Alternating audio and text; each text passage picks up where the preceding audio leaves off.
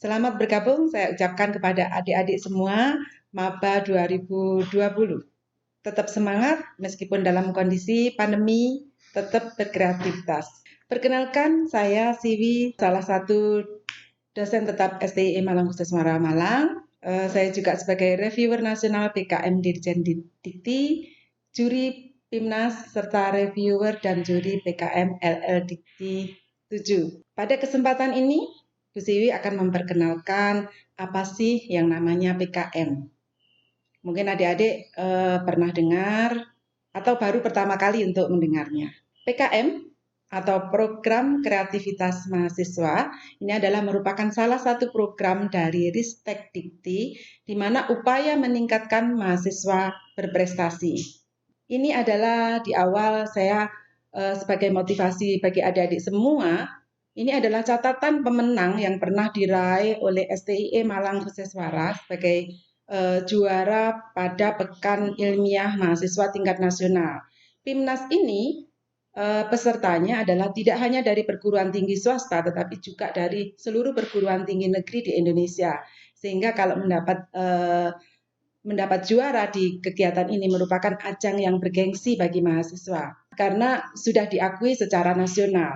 Pada tahun 2011, STIE Malang Khususwara menorehkan juara 1 pada Pimnas ke-24 di Unhas Makassar dengan judul Gerah Gantung sebagai media berbusana rapi. Kemudian pada tahun 2012 STIE juga berhasil menorehkan 2011 STIE mendapatkan dua juara sekaligus, yaitu juara 1 dan juara 2 di Pimnas ke-24. Sementara pada tahun 2012, STIE juga mendapatkan juara 1 Pimnas di UMY dengan judul Double Impact. STIE menempatkan pada peringkat ke-8 pada 10 besar perguruan tinggi terbaik pemenang Pimnas. Bergengsi kan? Kita perguruan tinggi, dikatakan perguruan tinggi kecil dibandingkan dengan universitas yang sangat besar, tapi STIE mampu menduduki 10 besar perguruan tinggi terbaik di 2 tahun berturut-turut. Ini adalah motivasi buat kalian semua dan saya yakin kalian bisa lebih dari kakak-kakak kalian. Pada tahun 2013, STIE kembali mendapatkan juara 2 kategori presentasi dan juara 2 poster di Pimnas ke-26 di Unram. Jadi 3 tahun berturut-turut terus mendapatkan penghargaan di tingkat nasional di ajang Pimnas. Pada tahun 2014, STIE juga mendapatkan juara 3 kategori presentasi di Pimnas ke-27 Undip Semarang dengan judul Indonesia Cahaya Terangku. Berikutnya tahun 2017, STIE kembali mendapatkan 2 juara sekaligus, yaitu pada kategori presentasi dan kategori poster pada Pimnas ke-30 UMI Makassar. Nah, sekarang dengan kondisi COVID seperti ini, dengan kondisi pandemi, menjadikan penyesuaian pada kegiatan PKM yang semula dilakukan secara luring, menjadi semua kegiatan dilakukan secara daring seperti kita saat ini. Kalau kita berbicara tentang PKM, yang pertama adalah tidak terlepas dari buku pedoman PKM. Karena apa? Ini adalah aturan yang sudah dibuat Dikti. Tujuannya apa sih? Kenapa kita harus selalu mengikuti aturan? Terkadang banyak yang berpikir, kenapa aturan ini diutamakan? Hal yang pertama daripada konten. Dikti berpikir bahwa di dalam PKM ini tujuannya adalah tidak hanya melatih mahasiswa dalam hal knowledge dan skill, tetapi yang utama adalah melatih attitude dengan melakukan aturan-aturan yang ada di Dikti, mengikuti aturan, hal-hal yang kecil bisa diikuti sehingga kedepannya hal yang besar akan bisa dilakukan. Konsep dasar PKM itu sebenarnya adalah kompetensi, di mana terdiri dari 3 unsur, yaitu knowledge, skill, dan attitude. Dan peserta PKM ini bisa dari lintas ilmu atau dari bidang ilmu yang tidak terkait. Sumber ide PKM itu adalah bisa dari pengamatan, contohnya adalah Anda melihat sesuatu di luar yang menurut Anda adalah hal yang menarik, maka Anda bisa memunculkan ide. Nah, dalam memunculkan ide tadi, bisa langsung membuktikan atau hanya sebuah konsep saja. Tetapi dalam kondisi pandemi ini, semua hanya dalam bentuk konsep. Karena tidak diizinkan, kalau dulu sebelum pandemi, ini adalah soft skill yang diutamakan di dalam PKM ini salah satunya adalah bekerja sama. Nah, sekarang bekerja samanya ya melalui kegiatan daring. Jadi kalau misalkan ada koordinasi ya koordinasi melalui Zoom, koordinasi dengan mitra juga melalui Zoom, koordinasi dengan dosen juga Zoom atau fasilitas yang lain. Nah, sumber ide berikutnya adalah pengalaman pribadi. Nah, dari pengalaman pribadi ini, Anda bisa menuangkan ke dalam ide-ide yang dianggap bahwa ide itu benar-benar baru. Ide apa sih yang bisa dimasukkan di dalam PKM itu? Yang pertama adalah kreativitas hal-hal yang baru atau inovasi, sesuatu yang belum ada. Contohnya begini, listrik itu kan sudah ada. Kemudian ada tiruannya, kemudian untuk listrik itu dapat digunakan untuk ngecas HP. Kemudian muncul power bank. Nah, power bank kalau sebelumnya dianggap bahwa produk itu memang belum ada, maka ini adalah dianggap sebagai produk inovasi, hal-hal yang baru. Tetapi kalau produk ini sudah ada, maka produk ini adalah merupakan ATM, amati, tiru, modifikasi, dan biasanya mahasiswa muncul dari yang kedua ini karena lebih mudah. Dari hasil pengamatan, dari hasil pengalaman pribadi, ada hal-hal yang menarik. Kemudian dia muncul, oh harusnya dibuat seperti ini, ada ditambahin yang membedakan dengan produk sebelumnya. Ini disebut dengan ATM. Terus ide juga bisa diperoleh dari browsing dari internet. Dengan browsing ke internet, misalkan Anda mencari hal-hal yang tertarik terhadap ide yang baru, misalkan penelitian ataupun PKM untuk kewirausahaan bisa dari internet. Kemudian di internet ini sudah ada ternyata. Nah, ide kalian adalah menambahkan satu hal yang berbeda dari apa yang sudah ada. Ini disebut dengan ATM, amati tiru modifikasi. Berikutnya untuk memunculkan sumber ide yaitu dari laporan hasil penelitian. Dari hasil penelitian yang sudah ada, kemudian ada gap atau ada celah yang di situ belum diteliti sehingga adik-adik bisa memunculkan ide ke sana. Terus sumber ide bisa diperoleh dari hasil seminar atau diskusi. Kriteria PKM itu dibedakan menjadi ada PKM 5 bidang, ada PKM GT, KT. Nah, 5 bidang ini terdiri dari PKMP, PKMK, kemudian PKMM, PKMT, dan PKMKC. Nah, di 5 ini P-nya adalah PKM penelitian. Jika Anda suka menulis, suka meneliti, maka bisa memasukkan ke sini di PKMP. Anggotanya 3 orang. Kemudian PKMK bagi adik-adik yang suka berwirausaha. Misalkan sudah dimulai SMA, sudah suka berjualan, sudah suka menjual produk, atau suka reseller, lah ikut di PKMK ini. Nah, berikutnya adalah PKMM. PKMM ini adalah membantu mitra. Artinya ada mitra usaha yang membedakan. Nah, mitra usahanya ini adalah non-produktif. Contohnya, membantu masyarakat desa dalam hal pengolahan sampah, misalkan seperti itu. Karena ini adalah masyarakat non-produktif. Membantu misalkan penguasaan bahasa Inggris bagi misalkan bagi Karang Taruna. Nah, ini adalah mitranya non-produktif sehingga masuk di PKMM. Berikutnya adalah PKMT. Nah, kalau PKMT ini hampir sama dengan PKMM. Bedanya adalah mitra tadi. Kalau di PKMM, mitranya adalah masyarakat non-produktif, sementara PKMT adalah di masyarakat produktif.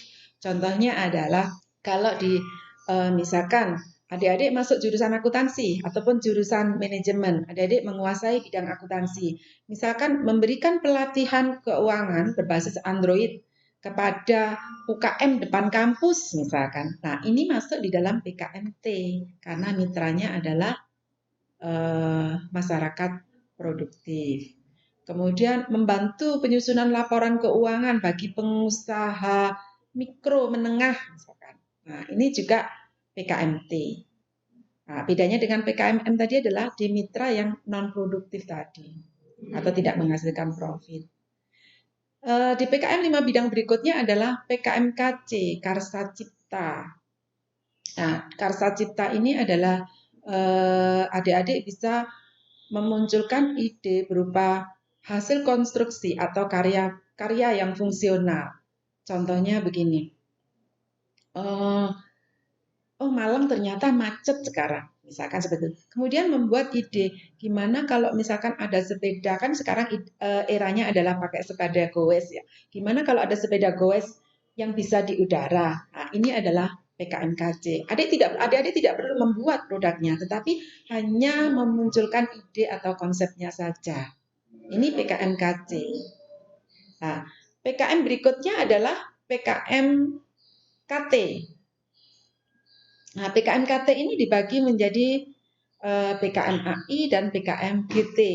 Untuk PKMAI ini adalah artikel ilmiah atau hasil kegiatan akademik. Nah, misalkan adik-adik melakukan magang atau PKL, kemudian hasil dari magang ini adik-adik ceritakan, nah ini bisa dikirimkan di dalam PKMAI.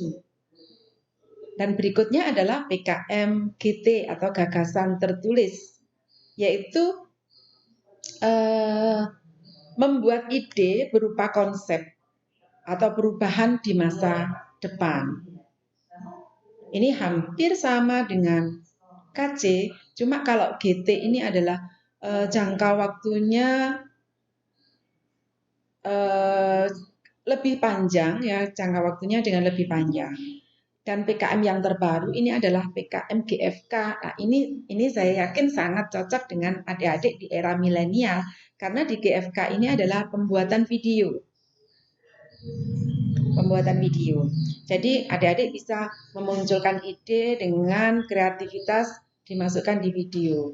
Nah, di perubahan dari luring menjadi daring ini menyebabkan luaran dari PKM ini juga berubah.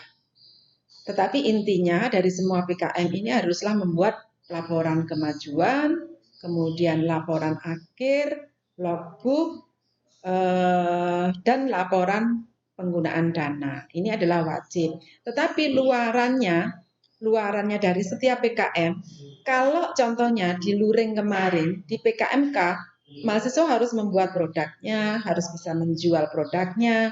Begitu juga di PKM yang lain, penelitian, mahasiswa harus melakukan ke laboratorium atau turun ke lapangan untuk riset.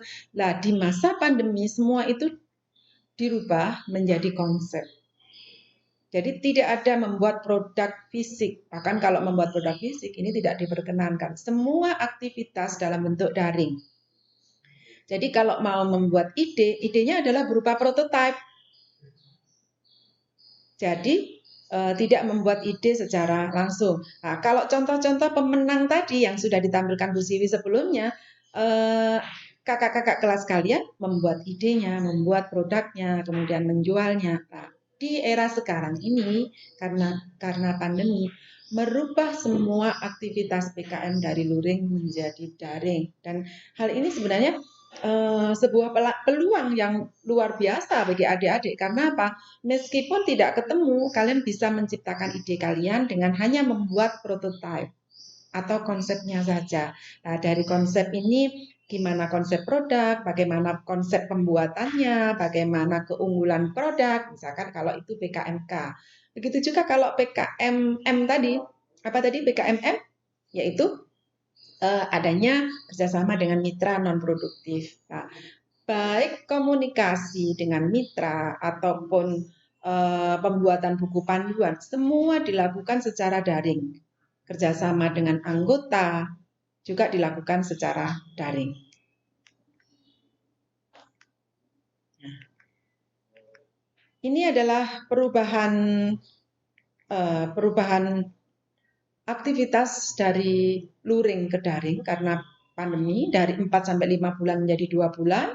Aktivitas dari luring sekarang menjadi daring. Kemudian ini untuk laporan kemajuan dan laporan artikel. Nah, semua harus dalam bentuk video kecuali penelitian. Kalau penelitian itu membuat artikel ilmiah, sementara yang lainnya adalah atau naratif review ya untuk penelitian, sementara untuk yang lain membuat video kegiatan.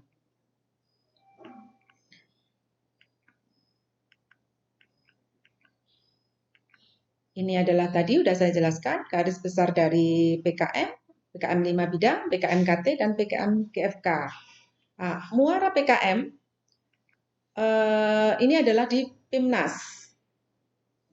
Kalau adik-adik sudah, jadi intinya di pertama adalah gimana caranya didanai, berikutnya adalah gimana masuk PIMNAS. Karena kalau sudah masuk PIMNAS, adik-adik di samping mendapatkan penghargaan dari Ristek Dikti dan ini bermanfaat untuk dalam pencarian kerja, adik-adik juga dilatih dalam hal kompetens, yaitu knowledge, skill-nya, dan attitude-nya.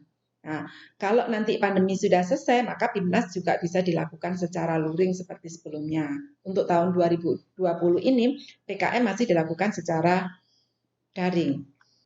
Ini adalah pelaksanaan PKM, mungkin nanti kita ada sesi tersendiri untuk menjelaskan lebih detail bagaimana teknis penyusunan PKM. Nanti selamat bertemu lagi dengan Bu Siwi nanti ya, karena saat ini dibatasi dengan waktu, Bu Siwi hanya 30 menit, sehingga saya hanya menjelaskan secara garis besar saja.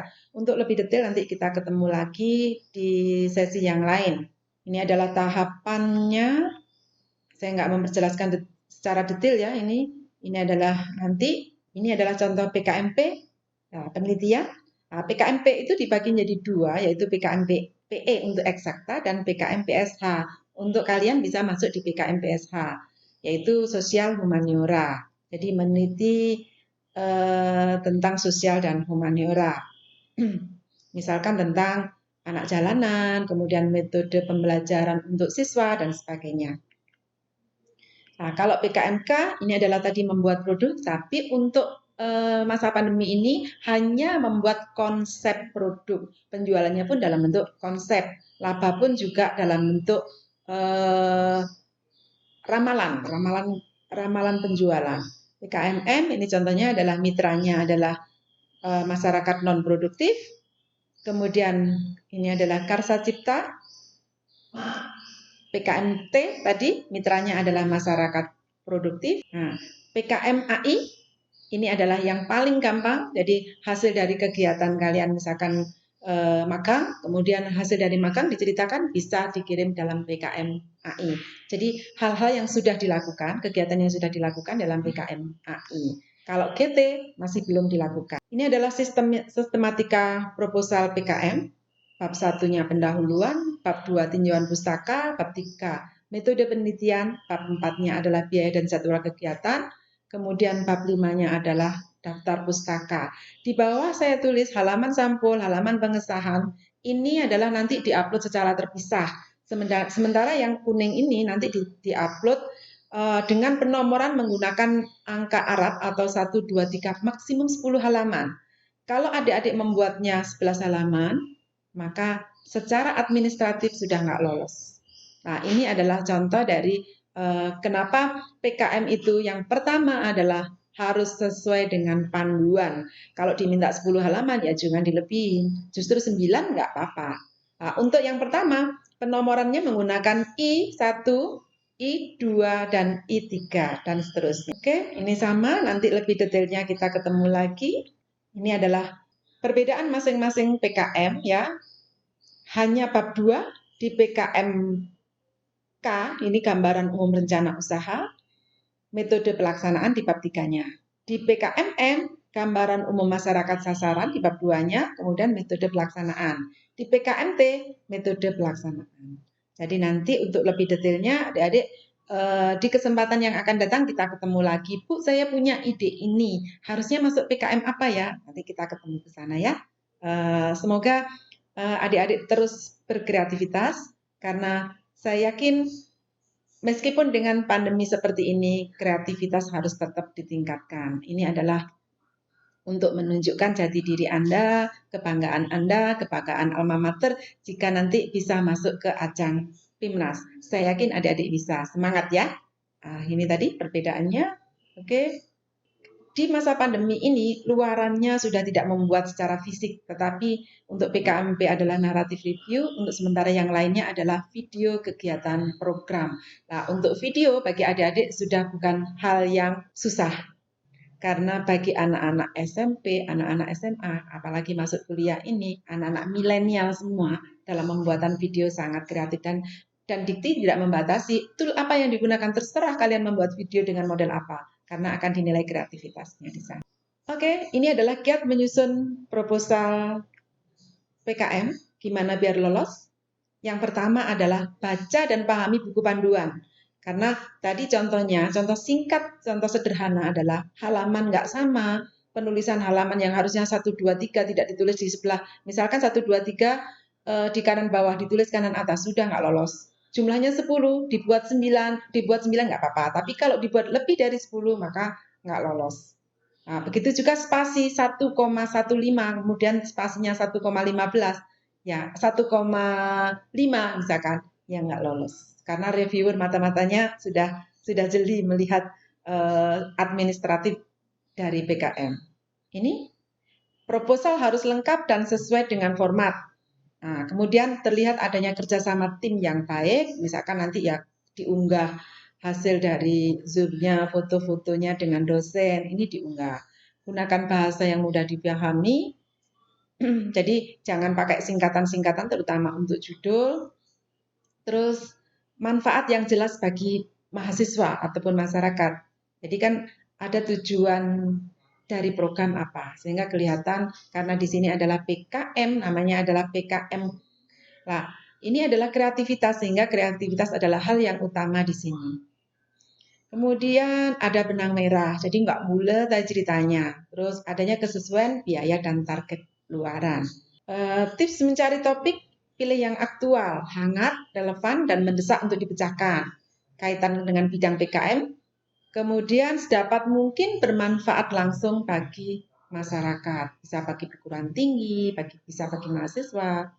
Ini adalah persyaratan PKM. Yang pertama adalah mahasiswa S1 atau diploma. Kemudian anggotanya bisa berjumlah 3 sampai dengan 6 ya. Jadi untuk 3 itu PKMP, PKMKC, AI, GT, GFK itu 3 sampai 5. Kemudian untuk PKMK yang melibatkan mitra dan PKMM dan PKMT yang melibatkan mitra ini bisa 4 sampai 6 orang. Kemudian nama pengusul harus ditulis lengkap, tidak boleh disingkat. Ya, tidak boleh disingkat. Terus ada pertanyaan, Bu, lah nama saya memang dari akte sudah disingkat, misalkan Muhammad Andi disingkat Moh Andi. Maka pokoknya konsisten dari depan ke belakang penulisan nama, insya Allah nggak apa-apa. Terus bidang kajian harus sesuai dengan bidang ilmu ketua peneliti, misalkan PKMP, PKMP karena kalian adalah jurusan ekonomi, manajemen ataupun akuntansi, menelitinya ya di bidang-bidang sosial dan humaniora. Jangan sampai PKMP misalkan meneliti tentang kesehatan. Nah, ini enggak apa. Seorang mahasiswa boleh mengusulkan 2 judul PKM sekaligus. Dia sebagai ketua dan sebagai anggota atau dua-duanya sebagai anggota. Untuk seorang dosen pembimbing bisa dibatasi dengan 10 kelompok. Jadi dosen bisa membina 10 kelompok PKM. Ini kriteria PKM tadi sudah. Mahasiswa pengusul dapat berasal dari berbagai program studi yang berbeda. Jadi kalau di sini ada akuntansi dan manajemen, jadi sebaiknya memang ambil jurusan buat tim itu dari jurusan akuntansi dan jurusan manajemen. Kemudian keanggotaan setiap kelompok PKM disarankan berasal dari minimal 2 angkatan yang berbeda. Adik-adik angkatan 2020, ambil angkatan di atasnya. Yang pertama adalah kalau yang di atasnya adalah sudah berpengalaman, sudah pernah ikut, sudah pernah teamwork-nya juga lebih berpengalaman. Sementara adik-adik ini adalah di proses belajar. Ini adalah besarnya dana PKM 5 sampai 12,5. Kemudian jumlah halaman tadi adalah 10. Kemudian file ini disimpan dalam bentuk format PDF dengan ukuran maksimum 5 MB dan diberi nama ketua. Misalnya Contohnya tadi adalah Muhammad Andi, berarti Moh Andi underscore stay Malang Khusus Suara, nama PT underscore PKM apa. Kalau K ya K, kalau P ya P, AI ya AI, atau GT ya GT. .pdf. Kemudian diupload ke Simpelmawa. Terus penulisan menggunakan huruf Times New Roman. 12 dengan spasi 1,15 kecuali ringkasan 1 spasi. Nah, ini tadi contohnya adalah syarat administratif. Kalau dikti udah meminta 1,15 spasinya, ya harus dipatuhi 1,15, bukan 2 atau 1,5. Terus ukuran kertas A4, kiri 4 cm, margin kanan atas bawah masing-masing 3. Halaman sampul diberi dan ringkasan ya, diberi huruf I1, I2, sudut kanan bawah. Kemudian halaman utama, angka Arab atau 1, 2, 3, kanan atas. Ini juga syarat administratif, jadi harus benar-benar dipatuhi. Oke, mudah-mudahan secara singkat ini, materi yang singkat dari Bu Siwi ini memberikan wawasan kepada adik-adik semua bahwa PKM ini adalah salah satu upaya untuk meningkatkan kreativitas mahasiswa dan Dikti mensupport banget, bahkan dimasukkan dalam pemeringkatan perguruan tinggi. Karena apa? Hal ini menunjukkan bahwa mahasiswa yang ikut dalam PKM ini tidak hanya diasah dalam hal knowledge-nya, tidak hanya diasah dalam hal skill-nya, tetapi juga attitude. Contoh sederhana, kalian janji dengan tim jam 9. Nah, kalau attitude-nya bagus, maka jam 9 sudah on time. Karena dengan daring, maka jam 9 kalian juga sudah masuk grup, misalkan Zoom atau Google Meet dan sebagainya. Nah, ini adalah contoh sederhana yang menunjukkan bahwa adik-adik tidak hanya dilatih secara knowledge-nya dan skill, tetapi juga attitude. Begitu juga dengan sistematika tadi. Sistematika ini adalah menunjukkan bahwa keteraturan. Artinya kalian dari jurusan akuntansi dan dari jurusan manajemen, keteraturannya apa? Artinya ada aturan-aturan kecil yang bisa dipenuhi oleh mahasiswa dan ini menunjukkan bahwa hal-hal besar nantinya akan bisa dilakukan. Oke, saya Bu Siwi mengucapkan terima kasih. Selamat datang saya ucapkan sekali lagi bagi adik-adik semua. Selamat bergabung di STIE. Berbanggalah masuk di STIE karena ini salah satu perguruan tinggi terbaik di tingkat STIE. Ini adalah kita masuk dalam kategori nomor 1. Nah, kalian tidak rugi masuk di sini dan mudah-mudahan nanti hasilnya kalian juga akan luar biasa, ya, luar biasa. Nanti akan menunjukkan kreativitas kalian pada saat mau lulus juga mudah mencari pekerjaan. Itu harapan kami semua. Dan meskipun dengan masa pandemi ini tetap belajar, tetap semangat, terus berkreativitas. Oke, saya ucapkan selamat pagi dan salam dari Bu Siwi. Terus berkreativitas. Sampai jumpa di kesempatan yang akan datang. Assalamualaikum warahmatullahi wabarakatuh.